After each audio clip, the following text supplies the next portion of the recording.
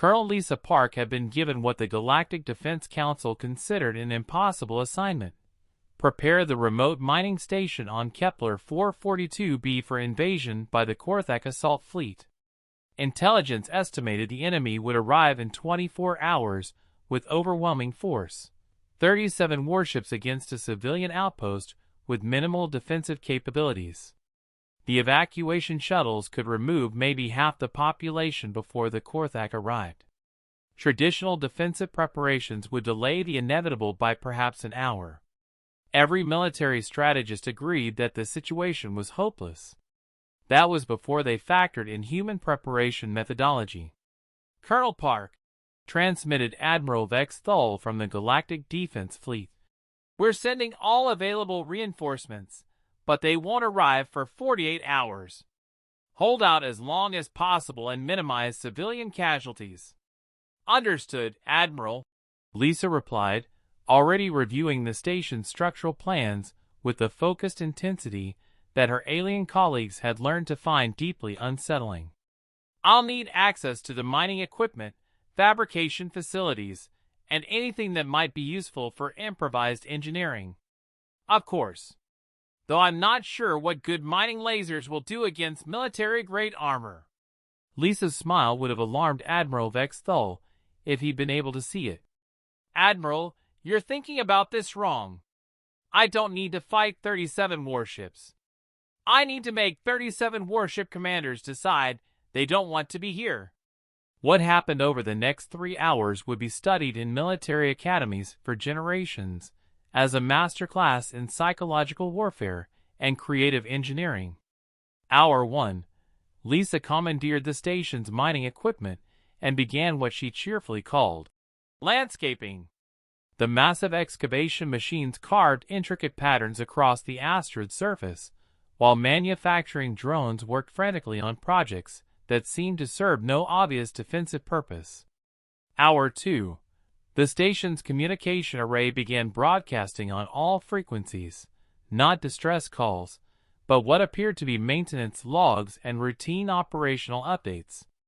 To any listening enemy, it sounded like a typical civilian outpost going about its normal business. Hour 3. The Korthak assault fleet dropped out of hyperspace at the edge of the system, their sensors immediately detecting the mining station. What they saw defied all military logic. War Commander, reported the fleet's tactical officer, the enemy position appears to be singing? War Commander Grixtal focused his optical organs on the tactical display. The mining station was indeed transmitting what could only be described as harmonious musical tones across multiple frequencies. Worse, the asteroid's surface had been carved into geometric patterns that seemed to shift and move when observed directly. Scan for weapons, he ordered. No conventional armaments detected, Commander. However, the tactical officer's voice carried notes of confusion. The station appears to have been converted into some kind of massive resonance array. Resonance array?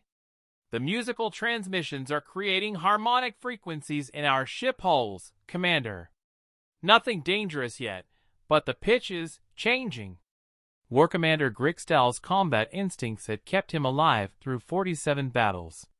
Those same instincts were now screaming warnings about the innocuous mining station that had somehow turned itself into a massive musical instrument.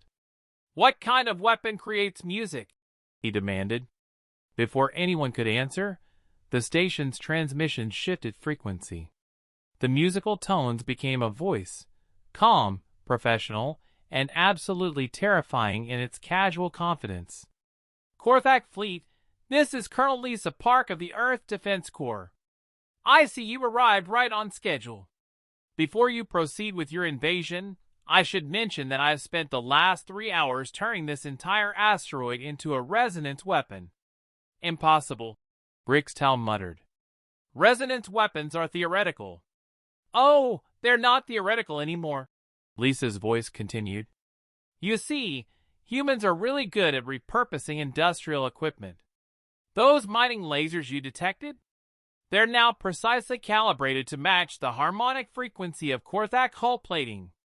One more frequency adjustment, and your ships will tear themselves apart from the inside. The tactical display showed Lisa had somehow converted the entire mining operation into a weapons system that shouldn't have been possible with available technology. "You're bluffing," War Commander Grixtal declared, though his voice lacked conviction. "Maybe," Lisa replied cheerfully. "Want to find out? Or would you prefer to withdraw and report that the human defender was too crazy to engage safely?" The harmonic frequencies emanating from the station shifted again, and Grixtal's flagship began experiencing minor structural vibrations. "Fleet retreat," he ordered. "Immediate withdrawal to minimum safe distance." "War Commander?" his tactical officer questioned. "Any species that can turn a mining station into a musical weapon in 3 hours is too dangerous to engage with conventional tactics."